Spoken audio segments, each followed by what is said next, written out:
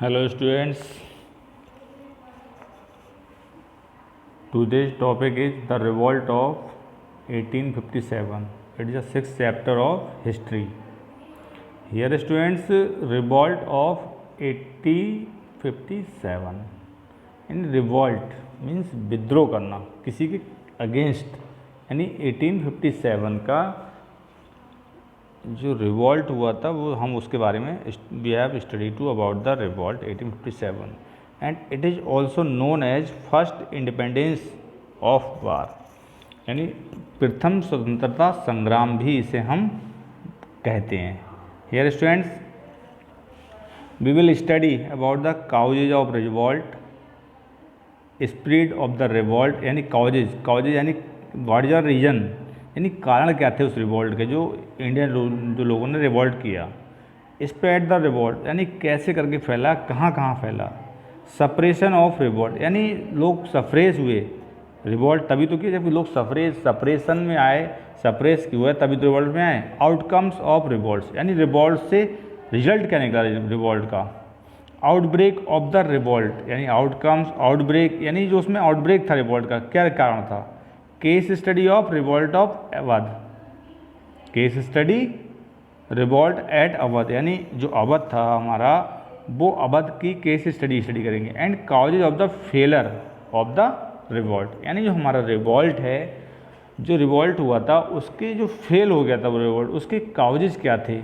तो इस चैप्टर में आज मतलब ये इंट्रो है और इसी के बारे में हम स्टडी कर रहे हैं, इंट्रो के बारे में।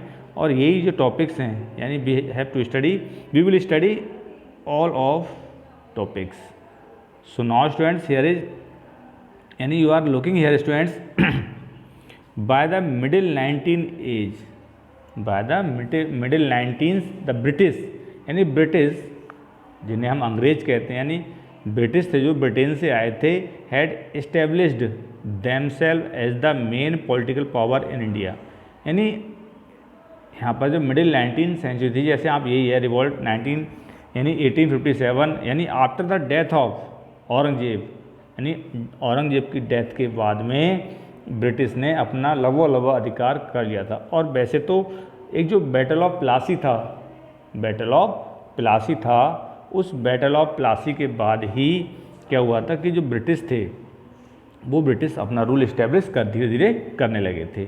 तो यहाँ पर पॉलिटिकल पावर थी उनके पास, and they directly control a very big part of India. और डायरेक्टली यानी कहीं कहीं इससे पहले कुछ एरिया में उनका कंट्रोल डायरेक्ट नहीं था, इनडायरेक्टली था, बट इस टाइम उनका जो कंट्रोल था वो डायरेक्टली था, यानी इससे कुछ पहले यानी औरंगजेब की डेथ के बाद में तो डायरेक्टली उनका कंट्रोल हो गया था।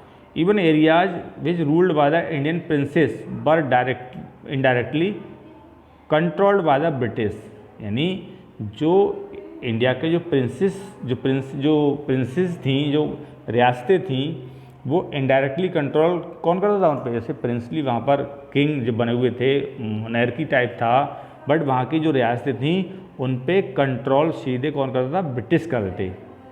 यानी जो इंडियन रूलर्स उन पे रूल करते थे, उन पे कंट्रोल किसका था, ब्रिटिश का था। Acknowledgement the supremacy of the British, supremacy यानी सुपर पावर जो होता है, सुप्रीम जो होते हैं वो कौन थे, वो ब्रिटिश थे। The Mughal empire existed only, the Mughal empire existed only in name, यानी जो मुगल एम्पायर था वो एग्जिस्ट यानी कहना बाहर हो जाना, ओनली इन नेम यानी केवल नेम के लिए रह गया। As the Mughal had neither territory nor power, यानी ना मुगल की कोई टेरिटरी थी, जो मुगल रूलर थे उनकी ना कोई टेरिटरी थी और ना ही वो अब पावर में थे। सो स्टूडेंट्स, हियर कि द ब्रिटिश कैनक्वेस्ट यानी जो विजय थी उनकी, जो अपनी विनिंग कर रहे थे, India had made all section Indian society were very unhappy, यानी जो जब वो अपनी विजय प्राप्त कर रहे थे, कन्क्वेस्टिंग कर रहे थे, तो इंडिया को क्या बनाया, जो मिडिल सोसाइटी जो मतलब सेक्शन ऑफ इंडियन सोसाइटी था, मतलब बहुत ही नाखुश था, अनहैप्पी था। The ruler resisted the annexation of their territories, यानी जो अंग्रेज क्या थे कि जो इंडियन रूलर्स थे उनको वो अपनी यानी जो इंडियन रूलर्स की जो टेरिटरी थी वो अपने अंडर अनेक्सेशन कर रहे थे, यानी मिला रहे थे उसको।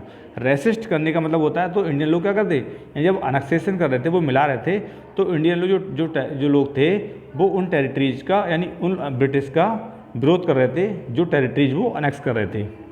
And the noble man were angered by the loss of their zamindari, यानी जो नोबल मैन थे, नोबल मैन मतलब यानी ये नोबल मैन जो कहते हैं वो रईस व्यक्ति को कहते हैं, यानी पैसे वाले, जिसे हम कुलीन कहते हैं। देखिए यही नोबल मैन प्रेशर में कैसे हम लोग ब्रिटिश का साथ देते थे, फार्मर्स को प्रॉब्लम क्रिएट करते थे। अब जब इन पे प्रॉब्लम आई तो यही क्या हो गए, एंगर्ड हो गए यानी क्योंकि ये जमींदार लोग थे, बड़े बड़े पैसे वाले थे। जब इनकी जमींदारी जब सिस्टम जा रहा था इनका, तो ये भी एंगर्ड हो गए। The peasant and indigenous communities the new trade policies with expose them to unfair competition with goods from abroad. देखिए जो पीजेंट थे, इंडिजिनस लोग थे, स्वदेशी लोग थे, उनकी जो कम्युनिटीज़ थी वो एक्सप्लॉइटिव हो रहे थे। क्या हो रहे थे, एक्सप्लॉइटेड हो रहे थे। System of land revenue collection, जो लैंड रेवेन्यू था उससे बहुत प्रॉब्लम फेस कर रहे थे, क्योंकि लैंड रेवेन्यू बढ़ा दिया था, टैक्स पड़ रहा था उन लोगों पे।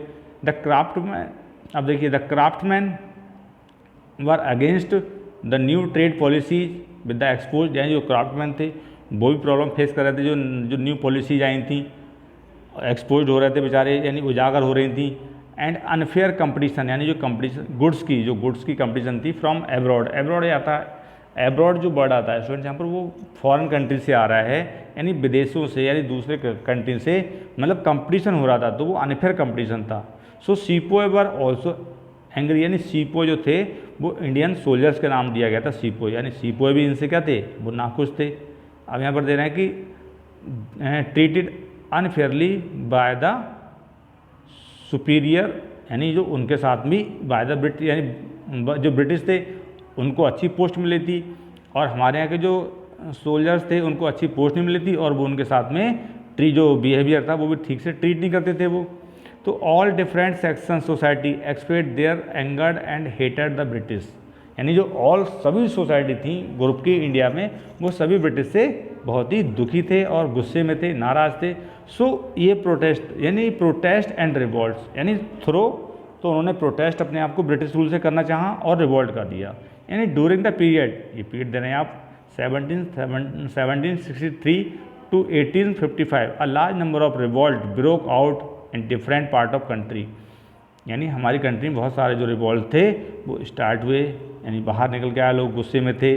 But these revolt were largely sporadic and localise. Sporadic में स्टूडेंट्स होता है छिटपुट, यानी एक बड़ी घटना में जो छिटपुट घटनाएं हो रही थी और जो स्थानीय लोगों के द्वारा की जा रही थी। Hence English found on difficulties in curbing them. Curbing means होता है स्टूडेंट रोकना, और ब्रिटिश क्या हुए, उनको ये जो छिटपुट घटना, ये लोकल में ये घटनाएं हो रही थी, बड़े लार्ज नंबर पे घटनाएं हो रही थी, यानी तो उनको रोकने में उन्हें प्रॉब्लम भी फेस हो रही थी। But the great revolt of 1857 shook the very foundation of the British Empire. Let us know more about this great uprising, यानी बढ़ता, लेकिन क्या था, जो ग्रेट रिवॉल्ट था इसमें एक वेरी फाउंडेशन द ब्रिटिश, यानी ब्रिटिश एम्पायर को फाउंडेशन करने में, फाउंड करने में एक बड़ा मतलब रोल प्ले हुआ है यहाँ पर, जिसको हम आगे यानी know more about great uprising, यानी जो रिवॉल्ट हुआ था, अपराइजिंग हुआ था, और उन्हें ये सोचने को मिलेगा कि आप वो ये भी सोच रहे थे कि हम कैसे करके यहाँ पर इस्टेब्लिश करेंगे अपने आप को। तो अब हम स्टूडेंट नेक्स्ट टॉपिक में we have to study the causes of the revolt. So thanks all students.